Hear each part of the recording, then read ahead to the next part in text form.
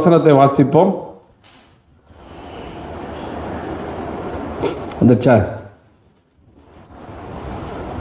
எல்லாம் சேர்ந்து வாசிக்கலாமா? எல்லாரும் தமிழ் தெரியும், எல்லாம் படிக்கிறவங்களாம் சேர்ந்து வாசிப்பார். 1 2 3.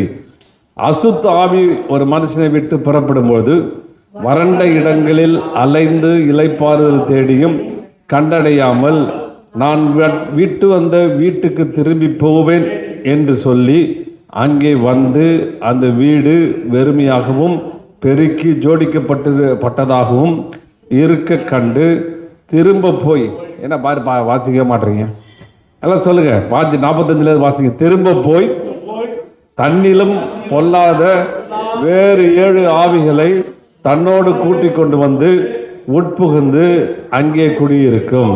அப்பொழுது அந்த மனுஷனுடைய முன்னிலைமையிலும் அவன் பின்னிலைமை அதிக கேடுள்ளதாக இருக்கும். அப்படியே இந்த பொல்லாத சந்ததியாருக்கு சம்பவிக்கும் என்றார். இந்த வேத வசனம் ஆண்டவர் பார்த்தீங்கன்னா பல இடங்களில் இந்த அவர் ஓமையில் வாழையாயில் பேசுகிறார். ஓமை சின்ன சின்ன ஒரு ஸ்டோரியை சொல்லி சின்ன கருத்துக்களை சொல்லி அதை விளக்குவது, அதுதான் இயேசு கிறிஸ்துனுடைய தனித்தன்மை. அது அழகாக சின்னதாக சொல்லி ஒரு மனுஷன் என்ன செய்வான், அது சாதாரணமாக படிக்கிற மனுஷனுக்கு அது புரியாது, கல்விமானுக்கு பெரிய படித்த ஆளுக்கும் புரியாது, ரொம்ப அறிவாளின்னு சொல்லுகிறவன் அவனுக்கும் அது புரியாது. சாதாரண ஆட்கள் அதை படிக்கும்போது புரியாமல் ஆண்டவருடைய சமூகத்திட்ட போயிட்டு, ஆண்டவரே இந்த காரியங்கள்லாம் எனக்கு சொல்லிக் கொடுங்க, எனக்கு இது காரியங்களை எனக்கு கற்றுக் கொடுங்க அப்படின்னு கேட்கும்போது ஆண்டவர் அவங்களுக்கு சொல்லி தருகிறார். ரொம்ப எளிமையான சின்ன சின்ன காரியங்களை கொண்டு பெரிய மனுஷனுடைய அறிவுக்கு புலப்படாத பெரிய காரியங்களை ஆண்டவர் அங்கே சொல்லி தருகிறார். இந்த இடத்துல பார்க்கிறோம், அசுத்த ஆவி, நல்ல கவனிங்க, அசுத்த ஆவி என்ன செய்யுது, புறப்பட்டு போதான். ஒரு மனுஷனை விட்டு புறப்பட்டு போயிட்டு வறண்ட இடங்கள்ல எங்கேயாவது இளைப்பாறுதல் கிடைக்குமா, இதை விட பெட்டர் பிளேஸ், இது நல்ல இடம் கிடைக்குமா, ரொம்ப நாள் இந்த வீட்டில் இருந்து போர் அடிச்சு போச்சு, போயிட்டு நல்ல இடம் தான் கிடைக்குமான்னு சொல்லிட்டு எல்லா இடத்துலையும் போய் சுற்றி திரியுதான். துரிஞ்சு போனால் ஒரு இடமும் நல்ல இடம் கிடைக்கல. அப்போ சொல்லுது, நான் விட்டு வந்த என் வீட்டுக்கு திரும்பி போவேன்னு சொல்லி அங்கே திரும்பி வருது. அங்கே திரும்பி வந்தால் ஒரே ஷாக் ஆயிடுச்சு. பார்த்தா வீடு வெறுமையாக இருக்குது, பெருக்கி இருக்குது, அழகாக ஜோடிக்கப்பட்டு இருக்கிறது. பார்த்தோன்னா அதுக்கு ரொம்ப பக்குன்னு ஆயிடுச்சு.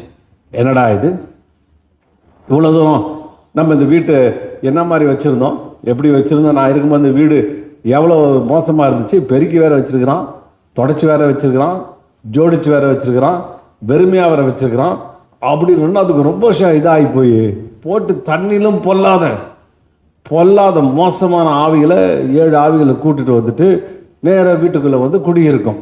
அந்த வீடு ரொம்ப மோசமாக இருக்கும் அப்படின்னு ஆண்டவர் சொல்கிறாரு. அப்படியே இந்த பொல்லாத சந்ததியாருக்கு நடப்பிக்கும் அப்படின்றார்.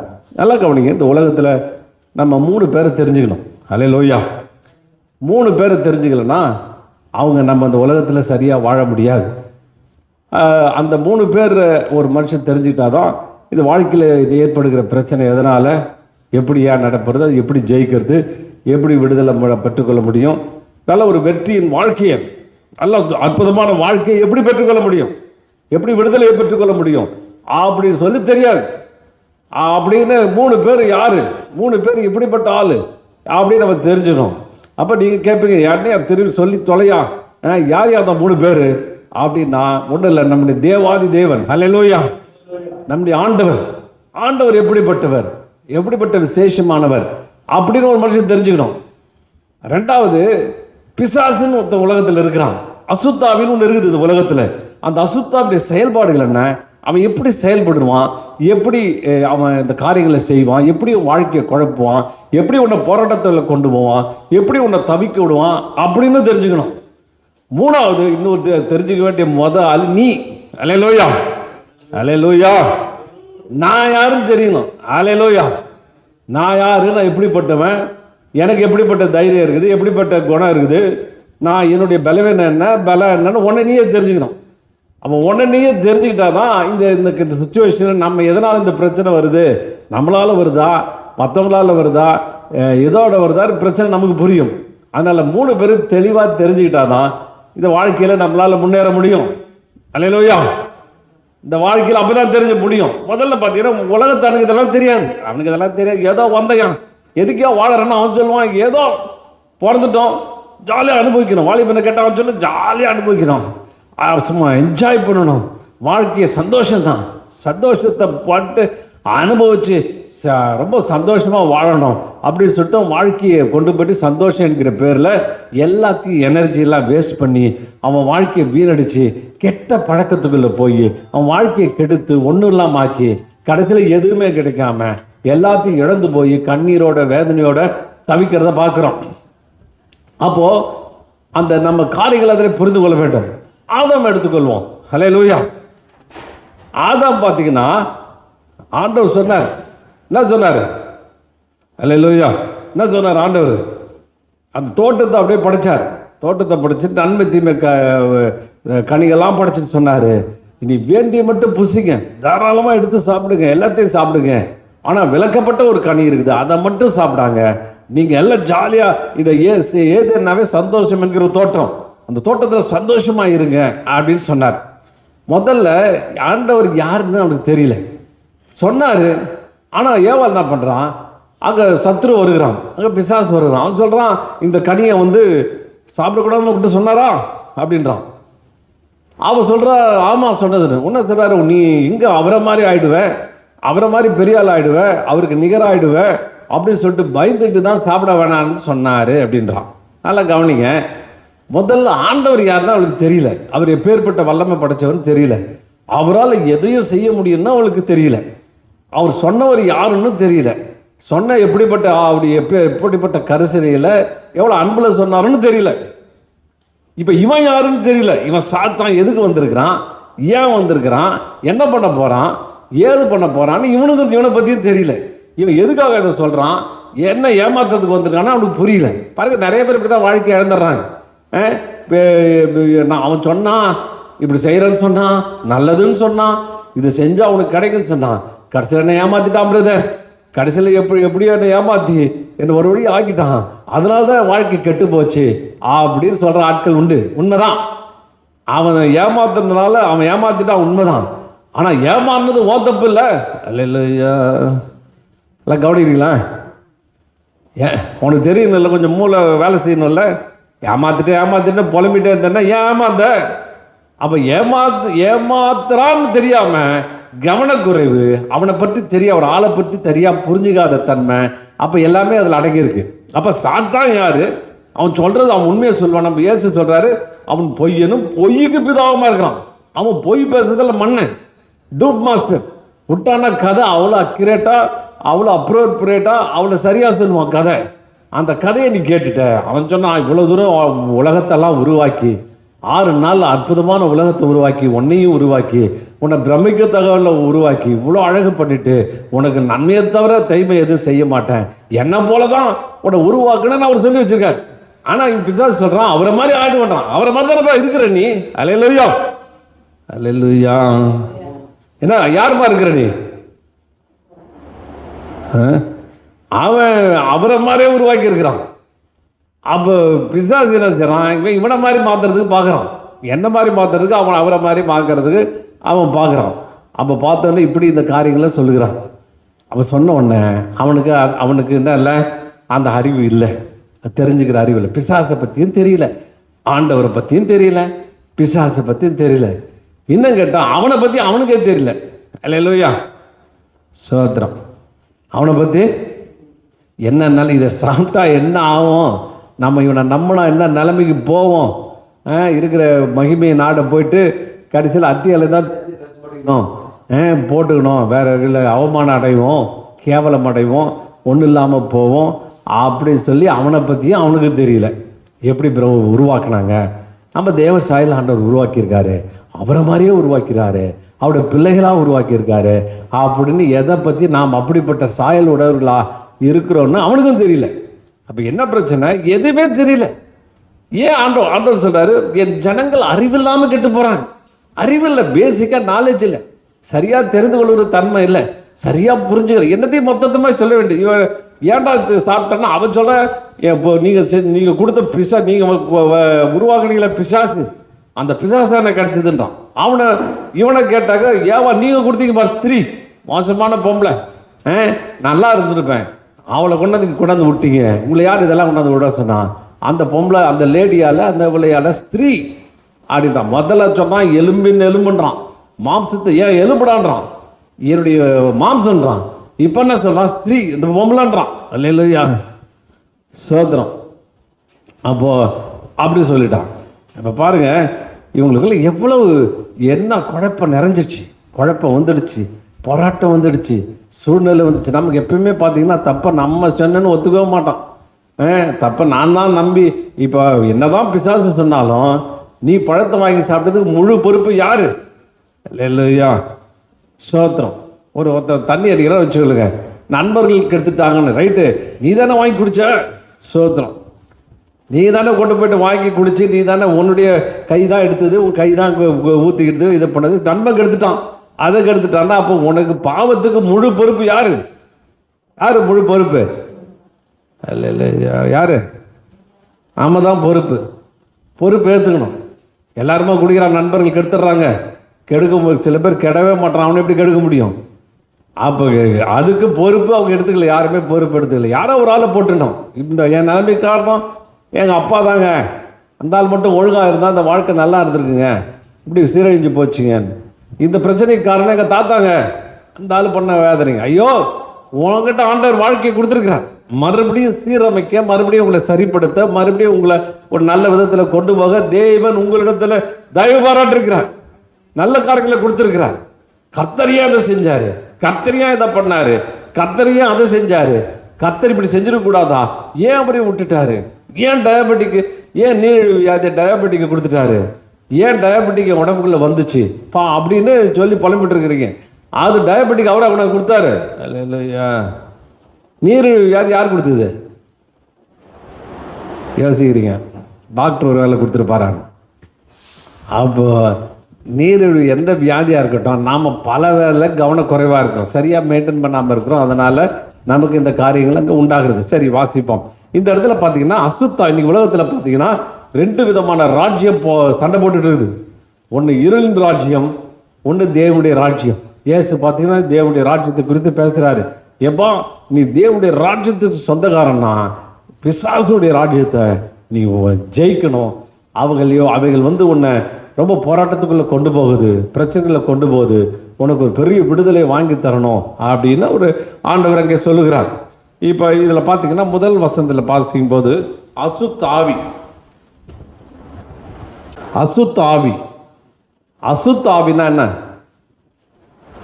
யோசிக்கிறீங்க? பயமத்துற மாதிரி இருக்குதா? அசுத்த ஆவி, இந்த உலக பிசாசு பார்த்தீங்கன்னா பல விதங்களை கிரியை செஞ்சுருக்கிறான். அதில் அசுத்த ஆவின்னு ஒன்று இருக்குது. இந்த அசுத்த ஆவி நம்ம நினைக்கிற மாதிரி கொம்பு வச்சுக்கிட்டு, மீசை பெருசாக வச்சுக்கிட்டு, தலையில் அப்படியே பயங்கரமாக கையில் கத்தியோடு பேன்னு பயமுத்துற மாதிரிலாம் இருக்காது. காலில் தரப்படாமல் அப்படிலாம் வராது. அசுத்த ஆவி என்ன செய்து நம்ம கண்ணுக்கு தெரியாத விதத்தில் நம்ம பார்க்க முடியாது, ஆனால் உணர முடியும். இந்த அசுத்தாவி என்ன செய்யுது? ஒரு மனுஷனை விட்டு புறப்படுது அப்படின்னு போடுது. அப்போ இந்த அசுத்தாவி ஒரு மனுஷனுக்குள்ளே இருக்குது. அந்த அசுத்தாவி மனுஷங்களை இருந்து அவனுடைய வாழ்க்கையை சீரழிக்குது. இந்த இடத்துல வாசிக்கும் பொழுது நான் விட்டு வந்த வீட்டுக்கு திரும்பி போவேன் என்று சொல்லி, அப்போ இந்த அசுத்தாவி சொல்லுது, இது என் வீடு, நான் விட்டு வந்த வீடு, நான் இருந்த வீடு, நான் தங்கி இருந்த வீடு. வீடுன்னா வேதாந்தம் என்ன குறைக்குன்னா உங்களுடைய ஆத்மா, ஆவி ஆத்மா சரீரம், ஆவி ஆத்மா சரீரம் அடங்கிய ஒரு முழு பகுதி தான் வீடு.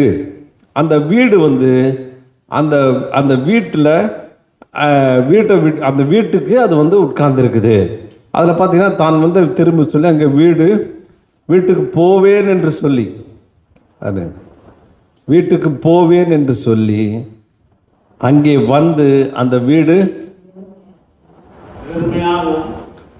அங்கே அந்த வீடு வெறுமையாகவும் பெருக்கி ஜோடிக்கப்பட்டிருக்குதாகவும் கண்டு. அந்த வீடு எப்படி இருக்குது? அதாவது ஒரு மனுஷன், இந்த ஆண்டவர் சொல்ற ஒரு மனுஷனை விட்டு புறப்படுதுன்னு ஏற்கனவே சொல்லியிருக்குது. அப்போ மனுஷனுடைய வீடுன்னா என்ன? நம்முடைய சரீரம் தான். நாம் தேவனுடைய வீடு சொல்லப்படுது. ஆவி ஆத்மா சரீரம் எல்லாம் கவனிக்க சொல்லுங்க பார்க்கலாம். வீடுன்னா என்ன? ஆவி ஆத்மா. ஏன்னா இப்போ நம்மளை புரிஞ்சுக்கணும். இதில் பார்த்து 3 காரியங்களை நம்ம புரிஞ்சுக்க போகிறோம். அப்போ நம்முடைய வீடுன்னு வேதாமத்தில் வீடுன்னு சொன்னால் மனுஷனுடைய வீடுன்னா ஒரு மனுஷனை விட்டு வந்துச்சுன்னா அப்போ மனுஷனை தான் வீட்டுக்கு வரேங்குது. அப்படின்னா என்னன்னா ஒரு மனுஷனை அது வீடாக எடுத்துக்குது. பிசாசுடைய வேலை என்னன்னா நம்ம பிசாசுக்கு இளைப்பாறுதலே இருக்காது, ரெஸ்ட்டே கிடைக்காது. என்ன பண்ணுது, எப்படியாவது ஒரு மனுஷனுக்குள்ள உள்ள பூந்து ஒரு மனுஷனுக்குள்ள உள்ள தங்கிறது, அவனுடைய வாழ்க்கையை சீரழிக்கிறது தான், அவனுடைய வாழ்க்கையை வீணாக்குறது தான் இந்த பிசாசுடைய வேலை. நான் கவனிக்கிறீங்களா? சத்துரு பிசாசு உங்கள் வாழ்க்கைக்குள்ள வரும்படி விரும்புகிறான், உங்களுடைய இருதயத்தை அவன் சொந்தமாக்கி கொள்ளும்படி விரும்புகிறான். அதை அவன் வீடாக்கணும்னு பார்க்குறான். அப்போ அவன் வீடாக்கி உன்னை கண்ட்ரோல் பண்ணி உன்னை இது பண்ணணும்னு விரும்புகிறான். பாருங்க, இந்த வீட்டில் 2 காரியங்கள் நம்ம சொல்லலாம். ஒரு மனுஷனை விட்டுட்டு ஒரு அசுத்தாவி ஒரு மனுஷனுக்குள்ள இல்லைன்னா எப்படி இருக்கும், அது வந்தால் எப்படி இருக்கும் அப்படின்னு 2ஆக பிரிக்கலாம். அப்போ வீடு விட்டுட்டு வந்த பிற்பாடு பிசாசு இல்லாத வீடு, சத்ரு இல்லாத வீடு, அசுத்தாவி இல்லாத வீடு, அசுத்தாவி இல்லாத மனுஷன். அசுத்தாவி ஒரு மனுஷனுக்கு இல்லாமல் இருந்தனா அந்த வீடு எப்படி இருக்குமா, வெறுமையாக இருக்கும். ஹல்லேலூயா. நிறைய பேர் சொல்ல வெறுமனா ஒன்றுமே இல்லாமல் இருக்கணும். அப்படி இல்லை, மூல பாஷையில் அப்படி வரல. மூல பாஷையில் ஸ்கால்சோ அப்படின்னு ஒரு பதம் அங்கே சொல்லப்படுது.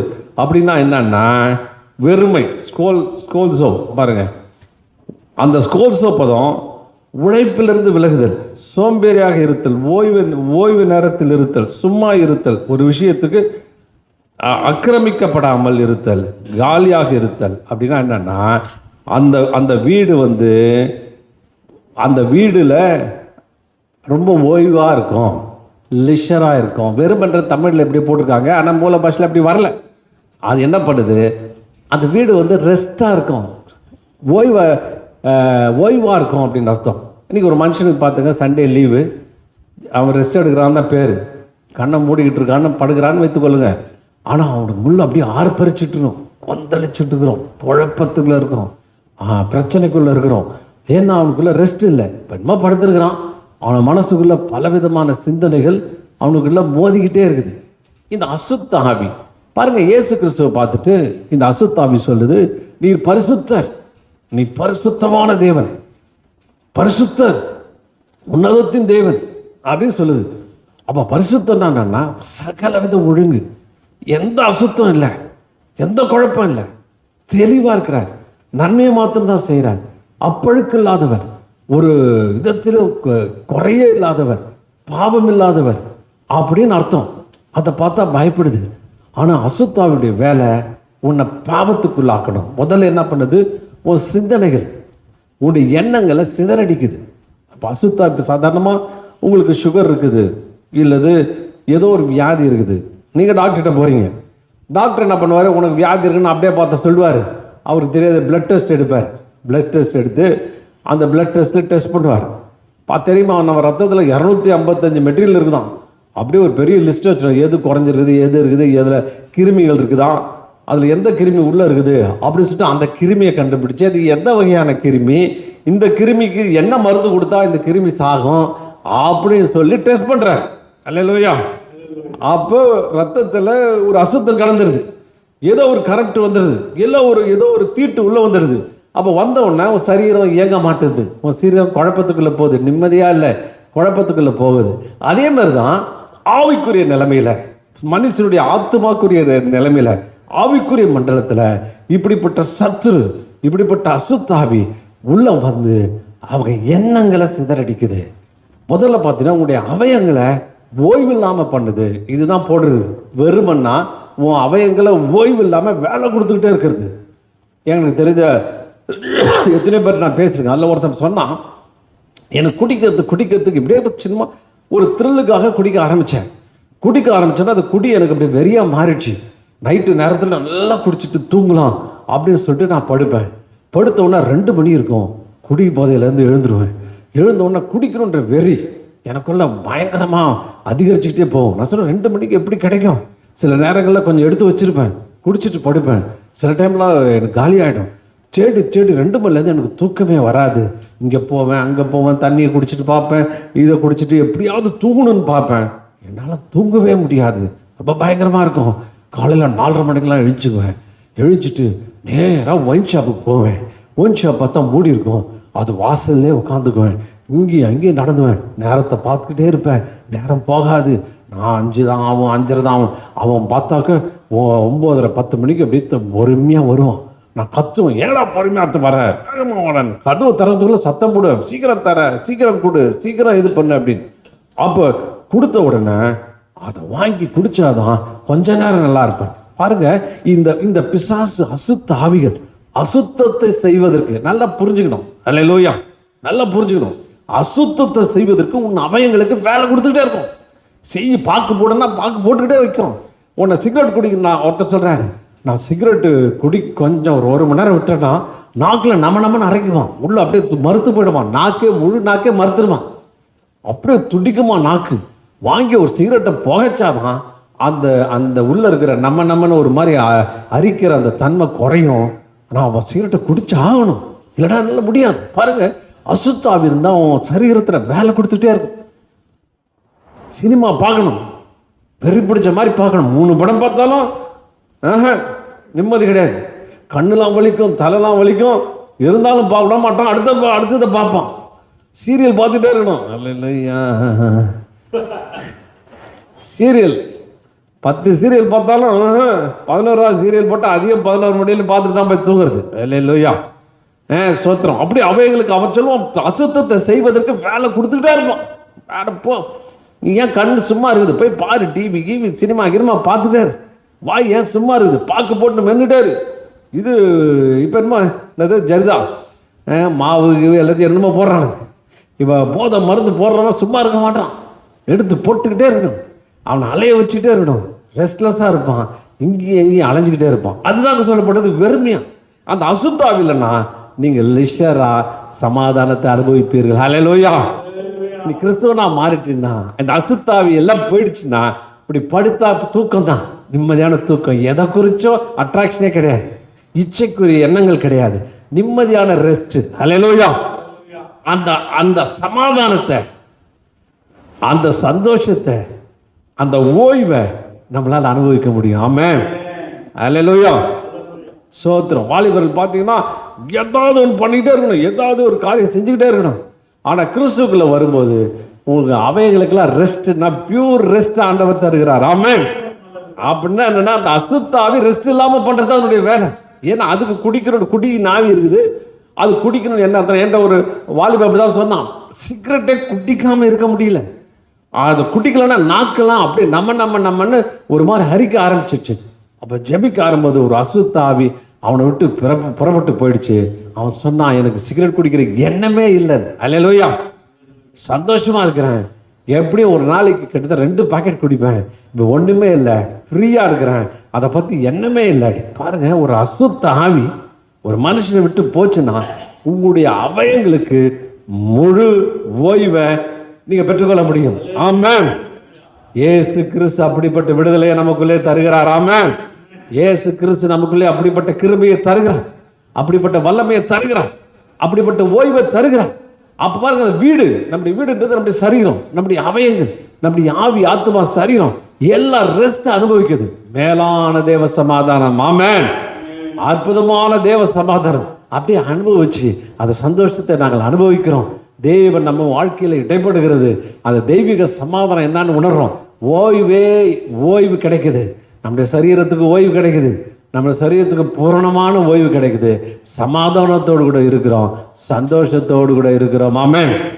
அப்ப முதல்ல அது ஓய்வு கொடுக்குது, 2வது பெருக்கப்பட்டிருக்கிறது. சொல்லுங்க. பெருக்கி இருக்குது. சோத்திரம். வீட்டு பெருக்கி சுத்தமா இருக்குதுன்னு அர்த்தம். டஸ்ட் இல்லை, சுத்தமா இருக்குது. இந்த பிசாசு வந்தா என்ன செய்யும்? வீட்டை அசுத்த நினைவுகளால கொண்டு வந்து வச்சிடும், நிரப்பிடும். நிறைய பேர்கிட்ட பேசும்போது சொன்னா, ஐயா எனக்கு ஒருத்தன் துரோகம் பண்ணிட்டாயா, அவனை கொலை பண்ணணும் வெறி வந்துக்கிட்டே இருக்குது, அவனை கால் வச்சு அடிக்கணும் போல வெறி வந்துட்டு இருக்குது, அவனை பழி வாங்கியே தீரணும், அவனை பழி வாங்கணும், அவனை உண்டுலன்னு ஆக்கணும், அவனுக்கு ஏதாவது பிரச்சனையை உண்டு பண்ணணும் அப்படின்னு அங்கே வந்து சொல்லப்படுது. அப்படின்னு அவனுக்கு மனசில் தோண்டிகிட்டே இருக்குமா. அவன் செஞ்ச அவனை பழி வாங்கணும், அவனை வெறுப்பேற்றணும், அவனை ஏதாவது செய்யணும், ஆளை அனுப்பி காலை வெட்டணும் போல இருக்குது அப்படின்னா. பாருங்க, பழி வாங்குற எண்ணம், கோபம் கொந்தளிக்குது, காலையில் எழுந்தால் கோபம், மதியானம் எழுந்தால் கோபம். இன்னைக்கு பார்த்தீங்கன்னா கோபத்தில் சைக்காலஜிக்கலாக என்ன சொல்கிறாங்கன்னா, ஒரு மனுஷன் கோபப்படும் போது வயிற்றுக்குள்ளேருந்து கெமிக்கல் சுரக்குதான்.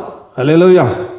ஒரு ஆள் மேலே கோபங்க, சாதாரண கோபம் பரவாயில்ல, மூர்க்கமான கோபம் என்ன பண்ணுது? வயிற்றுக்குள்ளே ஆசிட்லாம் சுரக்குதான். நிறைய பேருக்கு அல்சர் வியாதி வருது. அல்சர் வியாதி இந்த கோபத்தினால வருதான். பாருங்க, சில பேர் சொல்லுவாங்க, நான் கோபத்தில் கத்திட்டு படுதுன்னா டயர்டாக ஆகிடுதுங்க, அப்புறம் படுத்து தூங்கினா தான் சரியாகுது அப்படின்னு சொல்கிறாங்க. பாருங்க, கோபத்தில் உங்களுடைய சக்தியெல்லாம் வீணாயிடுது, வெளியே போயிடுது, உங்கள் சக்தியெல்லாம் ஒன்றும் இல்லாமல் போகுது. அல்லேலூயா, சோத்திரம். அப்போ என்ன அது? அப்போ அந்த அசுத்தாவி வந்தால் உங்களை கோபத்தை கொந்தளிக்க வைக்குது, பழிவாங்கிற எண்ணத்தை கொடுக்குது. அதுக்கப்புறம் பார்த்தீங்கன்னா அசுத்த நினைவுகள், வீடு பெருக்கம் இல்லாமல் இருக்குது, எங்கே பார்த்தாலும் அழுக்கு. ஒரு பெண் என்கிட்ட வந்தா, அவள் அழுதா. அவள் சொன்னா, என் நினைவெல்லாம் அசுத்த நினைவுகள், அசுத்த எண்ணங்கள் ஓடிக்கிட்டே இருக்கு, படம் மாதிரி ஓடுது, என்னால் என்ன பண்ணுறதுனே தெரியல. என்னம்மா படிச்சிருக்கேன்? MSc maths. எங்கம்மா ஒர்க் பண்ணுறேன்? ஒரு பெரிய நிறுவனத்தில் ஒரு இடத்துல ஒர்க் பண்ணுறேன் அப்படின்னு சொன்னிச்சு. அந்த பொண்ணு அழுகுது. காரணம் என்ன? அசுத்த நினைவுகள் வந்துக்கிட்டே இருக்கு, அசுத்த எண்ணங்கள், இச்சைக்குரிய எண்ணங்கள், கேவலமான நினைவுகள், மோசமான நினைவுகள். அப்போ வீட்டுக்குள்ளே பார்த்தீங்கன்னா அசுத்த நினைவுகள். சத்துரு என்ன பண்ணுறான்? உன் வாழ்க்கையில் அசுத்த எண்ணங்களை கொண்டு வந்து கொடுத்துக்கிட்டே இருக்கிறான், அசுத்தத்தை போட்டுக்கிட்டே இருக்கிறான், எல்லாத்தையும் போட்டுக்கிட்டே இருக்கிறான், சாக்கடையான எண்ணங்களை கொண்டு வந்து உள்ள தெளிச்சுக்கிட்டே இருக்கிறான், அசுத்த நினைவுகள். சில பேர் பார்த்தீங்கன்னா பொறாமை ஆவி, அவன் வாங்கிட்டான், இவன் வாங்கிட்டான், இதை வாங்கிட்டான், அதை வாங்கிட்டான், பொறாமையினால நிரம்பி ஒழிவாங்க, பொறாமைப்படுவாங்க. இவன் இப்படியே மேலே வந்துட்டானே, இவன் முன்னுக்கு வந்துட்டானே, இவன் இப்படி வந்துட்டானே அப்படின்னு பொறாமையினால நினைவில் வெளியில் வர்றது. இதெல்லாம் பாருங்கன்னா இந்த பிசாசு அசுத்த ஆவி உங்களுக்குள்ளே இருந்தால் இப்படிப்பட்ட எண்ணங்கள் உங்களுக்குள்ளே உருவாக்கப்பட்டு இருக்கும். நான் சீக்கிரமாக போகிறேன். அடுத்து ஜோடிக்கப்பட்டது அவங்க கண்டு, ஜோடிக்கப்பட்டிருக்குதுமா, நல்லா டெக்கரேட் பண்ணி வச்சுருப்பாங்க. எப்படி? நீங்கள் வீடை எப்போல்லாம் ஜோடிப்பீங்க? வீடு இருக்குமா, நீங்கள் ஜோடிக்கிறீங்க எப்போல்லாம் ஜோடிப்பீங்க? கல்யாணம், ஃபங்க்ஷன், அப்புறம் ஒரு பிறந்த நாளுக்கு ஜோடிப்பீங்க. அப்போ ஜோடிச்சுன்னா என்ன அர்த்தம்? இந்த வீடு குதூகலம், கொண்டாட்டம், சந்தோஷமான நாள், இது அற்புதமான நாள் அப்படின்னு சொல்லி காமிக்கிறதுக்காக வருஷத்தில் ஒரு 3 நாள் 4 நாள் பண்டிகை, கிறிஸ்மஸ் அன்னைக்கு, நியூ இயர் அன்னைக்கு சீரியல் செட்லாம் போட்டு இது பண்ணுவீங்க. ஆனால் இயேசு வீட்டுக்குள்ளே வந்துட்டான், இல்லையா, எந்த நாளும் சந்தோஷம்தான், எந்த நாளும் கொண்டாட்டம் தான். இது கொண்டாட்டத்தின் அறிகுறி. ஜோடிப்பு கொண்டாட்டத்தின் அறிகுறி. அசுத்தாவி ஒரு மனுஷன்கிட்ட இல்லாமல் போயிடுச்சுன்னா, ஆப்சன்ஸ், அவன் இல்லாமல் இருந்தான்னா உன் வீடு என்ன பண்ணும்? ஜோடிக்கப்பட்டு இருக்கும். அப்படின்னு என்ன அர்த்தம்? குதூகலமாக இருக்கும், கொண்டாட்டமாக இருக்கும். 365 நாளும் உன் வீடு ஜோடிப்பாக இருக்கும். சோத்திரம். எப்படி இருக்கும்? அப்போ சாதாரண இயேசு ஏற்றுக்கிறது சாதாரண விஷயமா? கிறிஸ்துவை ஏற்றுக்கொள்வது சாதாரண விஷயமா? இயேசு இந்த வீட்டுக்குள்ளே வந்துட்டார்னா எல்லாத்துக்கும் ஓய்வளிக்கிறார், உன் வீடு ஜோடிப்பு நிறைந்ததாய் மாற்றுகிறார். பவுல் அப்போஸ்தலன் சொல்றான், சந்தோஷமாயிருங்கள், சந்தோஷமாயிருங்கள். திரும்ப உங்கள்கிட்ட சொல்றேன். அப்ப சந்தோஷம். அல்லேலூயா. உங்க வீட்டில் எப்பொழுது என்னது? சோத்திரம். உங்கள்கிட்ட சொன்ன பாருங்க, உங்க வீட்டில் எப்போது என்னது? சந்தோஷம். சொல்லுப்பா, சந்தோஷம் சொல்லு. சந்தோஷமா இருக்கிறியா? எப்படா முடிப்பான்னு தெரியலன்றியா? சோத்திரம். எப்படா முடிப்பாரு? இப்போ ஆரம்பிச்சிட்டாரு, போக பார்த்தா இன்னும் ஒரு 1/2 மணி நேரம் விட மாட்டார் போல அப்படின்னு யோசிச்சு. ஏன்னா உங்களுக்குள்ள அந்த இயேசு வந்துட்டான வார்த்தைகளையும் வசனங்களையும் கேட்க ஒரு பெரிய சந்தோஷம் உங்களுக்குள்ள உண்டாகும். சந்தோஷத்தின் தேவன். யாரும் நீங்கள் சொல்லலாம், இது கிடைச்சாதான் அது கிடைச்சாதான் சந்தோஷம்னா உலகத்தான். ஆனால் கிறிஸ்தவனுக்கு, உண்மையான கிறிஸ்தவனுக்கு, கிறிஸ்து பரிசுத்தாவின் அசைவாட கிறிஸ்தவனுக்கு எது இல்லாமல் இருந்தாலும் சந்தோஷம்தான். அல்லேலூயா. சோதரம். பவுலும் சீலாவும் போட்டு அடிச்சிட்டாங்க, போட்டு கட்டி வச்சிட்டாங்க. ஆனால் சந்தோஷமா பாட்டு பாடுறான். எப்படி முடியும்? அது கிறிஸ்துவினால் மாத்திர முடியும். ஆமென். அப்ப இயேசு உங்க உள்ளத்துக்குள்ள வந்துட்டா போதும், அவர் இருக்கிறான்னு சந்தோஷம் எல்லா வெகுமதியை காட்டில பெரிய ஆண்டவர் என் கூட இருக்காரியா, பெரிய வல்லமை உள்ளவர் என் கூட இருக்காரியா அப்படின்னு சந்தோஷப்படுகிற ஒரு அனுபவம் தான் இந்த ஜோடிக்கப்படுதல். பாருங்க, அந்த அசுத்தா நல்லா புரிஞ்சுங்க. 2 காரியம். பிசாசு இல்லைன்னா அந்த வீடு எப்படி இருக்கும்? பிசாசு இருந்தா எப்படி இருக்கும்? பிசாசு இல்லைன்னா எப்படி இருக்கும்? பிசாசு இல்லைன்னா இவ்வளவு இருக்கும். பிசாசு இல்லாமல் இருக்கணும்னா உன் வீட்டில் இயேசு இருக்கணும். அல்லேலூயா. உன் வீட்டில் ஆண்டவர் இருக்கணும், வேத வசனம் இருக்கணும், வார்த்தைகள் இருக்கணும். வார்த்தை இருந்தா உன் வீடு சந்தோஷமா இருக்கும். பார்க்குற ஆளுங்க என்ன அவ்வளோ உற்சாகமா இருக்கிற, எல்லாம் மூஞ்ச தொங்க போட்டு கிடப்பாங்க. அப்படியே சோர்ந்து போய் என்ன நடக்குமோ. இன்னொன்று பார்த்தீங்கன்னா இந்த பயம். நீ ஜனங்க பிசாசுனால பயத்தினால பீடிக்கப்பட்டிருக்கிறாங்க. அந்த பயத்தினால அவங்க வந்து போராட்டத்துக்குள்ள இருக்கிறாங்க. அப்போ பிசாசு பார்க்குறான், தண்ணிலும் பொல்லாத ஆவி கிரேடு இருக்குது. பார்த்தா வீடு என்னடா அப்படி பெருக்கி சந்தோஷமா இருக்கிறான். பாருங்க, பிசாசு பார்த்த உடனே ஷாக் ஆயிடுச்சு. எவனாவது சந்தோஷமா இருக்குது அதுக்கு பிடிக்காது, எவனாவது நிம்மதியாக இருக்குது அதுக்கு பிடிக்காது, எவனுக்கு கொண்டாட்டம் போடுறதா அவனுக்கு பிடிக்கவே பிடிக்காது. போய் எவ்வளோ கோபம் இருந்தால் 7 பேரை கூப்பிட்டு வருவான். இப்போ ஒரு ஆளை அடிச்சதுக்கு ஒன்றால் அடிக்க முடியும் அந்த ஆளை, ஆனால் அவனுக்கு கோபம் ஜாஸ்தியாக தான் இன்னும் 7 பேரை கூப்பிட்டு வந்து நாஸ்தி பண்ணணும்னு சொல்லிட்டு கூப்பிட்டு வந்து 7 பேரை கூப்பிட்டு வருவேன். ஊரில் இருக்க ஆள்லாம் கூப்பிட்டு வருவேன். அந்த மாதிரி இந்த பிசாசு மோசமான 7 ஆளை கூப்பிட்டு வருது. கூப்பிட்டு வந்து போட்டு வீட்டை பெருக்கின, வீட்டை உண்டு இல்லாமல் பண்ணுது, எல்லாத்தையும் எடுத்து போடுது, எல்லாத்தையும் தூக்கி போட்டு வீட்டை ரொம்ப கலாபரமாக மாற்றி வீடா தலைகிழ மாற்றிடுது. சோத்திரம். இன்னைக்கு அப்படி தான் இந்த பொல்லாத சந்ததியாருக்கு நடக்கணும்னு இயேசு சொல்கிறார். இன்னைக்கு ஜனங்கள் பார்த்தீங்கன்னா பயங்கர வெறி பிடிச்சமாக இருக்கிறாங்க, குழப்பத்தில் இருக்கிறாங்க, வேதனைக்குள்ளே இருக்கிறாங்க. அந்த வேதனைக்குள்ளே இருக்கிறதுனால இருக்கிறாங்க. அவங்களுக்கு காரணம் இந்த அசுத்த ஆவி அவர்களை பிடிக்குது. முன்னிலைமை காட்டிலும் நிலம் மோசமாயிட்டே போகுது. அல்லேலூயா. கிறிஸ்தவம் பார்த்தீங்கன்னா இயேசு ஏற்றுனா படிப்படியா சுகமும் பலனும் நல்லது நடந்துட்டு அடுத்தடுத்து மேலே இப்படி போகிறான். ஆனால் பொல்லாத சந்ததி இப்படி திரும்ப ரிவர்ஸில் வருது. இன்னும் மோசமாயிட்டு போகுது, இன்னும் வேதனைக்கு வருது. முதல்ல குவார்டர் குடிச்சாருங்க, கலந்து குடிச்சு. இப்போ பார்த்தா ஆஃப் ராவா அடிக்கிறாருங்க. அப்புறம் பார்த்தா இன்னும் அடிக்கிறாருங்க, ஃபுல் பாட்டில் குடிச்சிக்கிட்டே இருக்கிறாருங்க. நிலைமை மோசமாயிட்டே போகுது. ஆனால் கிறிஸ்துவனுடைய நிலைமை சரியாகி கொண்டே வருகிறது. ஹல்லேலூயா. நல்லா சொல்லுங்க, ஹல்லேலூயா சொல்லுங்க. ஆமென்.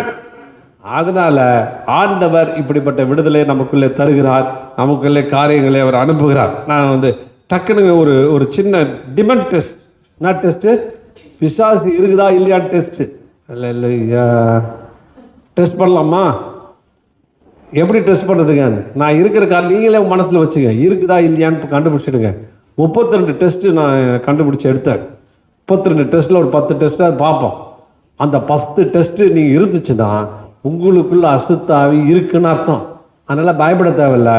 முதல்ல கண்டுபிடிக்கணும், என்ன ஆவி உங்கள்கிட்ட இருக்குதுன்னு கண்டுபிடிக்கணும். இல்லையா, என்னங்க எங்களை பார்த்தா பிசாசு பிடிச்சமாக இருக்குதா?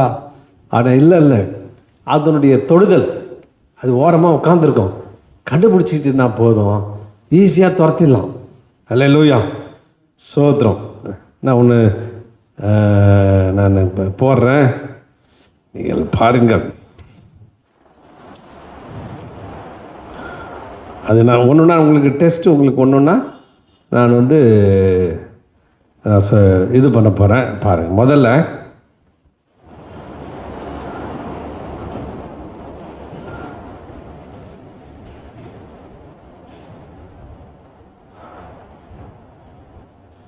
பாரு, கோபம் எப்படி கத்துறான் பாருங்க.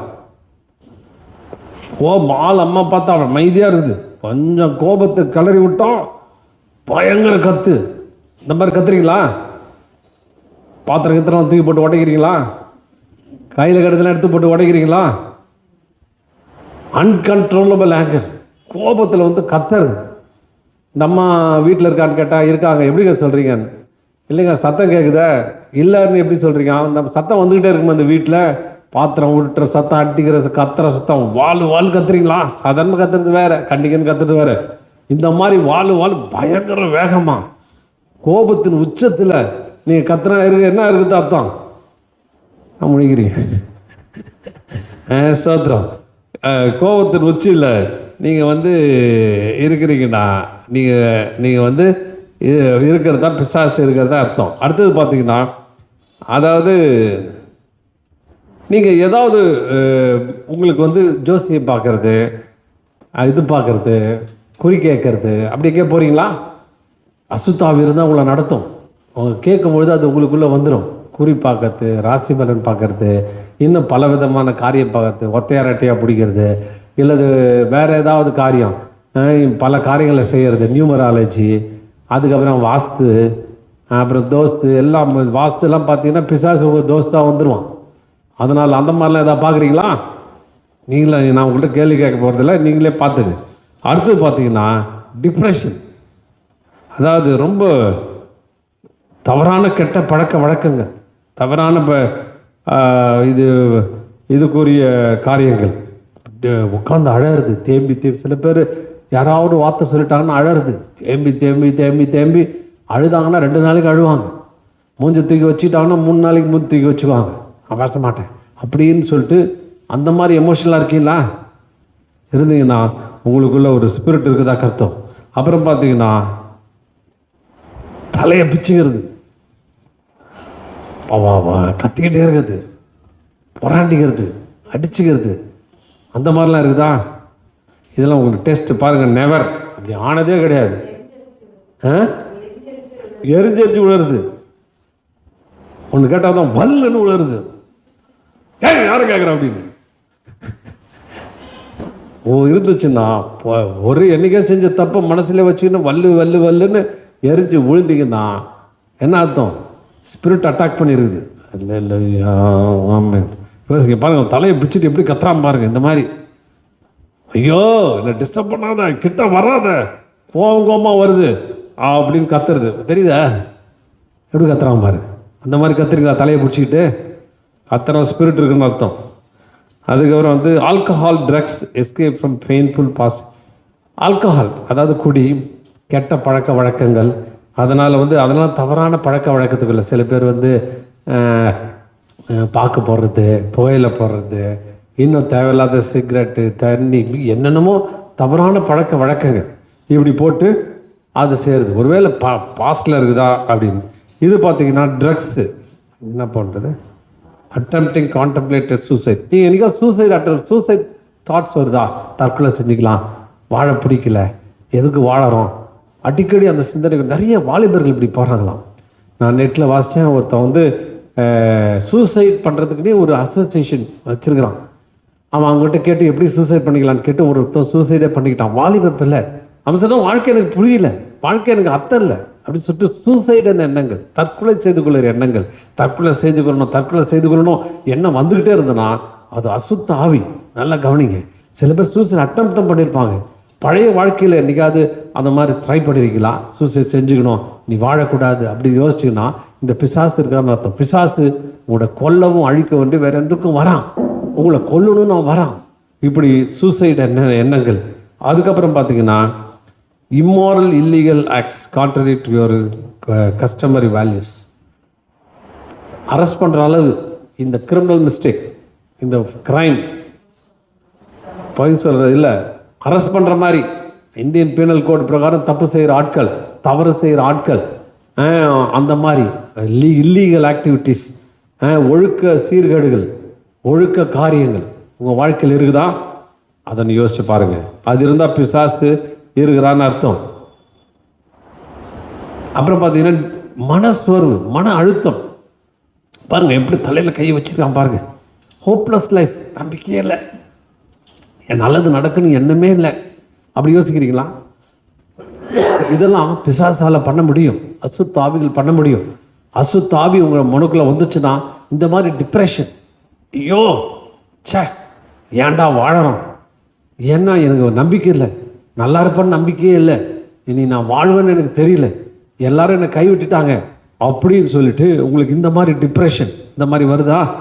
வந்துச்சுன்னா நீங்கள் அதுக்கப்புறம்னா இதுவும் அப்யூசிவ் சச்சஸ் அனரோக்சியா அண்ட் புலிமியா. என்னது?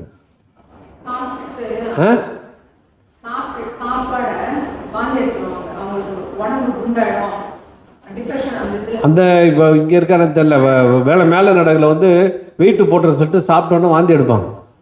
சாப்பாடை வாந்தி எடுத்துட்டாக்க வெயிட்டு குறையணும். அதே மாதிரி வயிற்று பிரச்சனை, எரிச்சல், அந்த மாதிரிலாம் வரும்.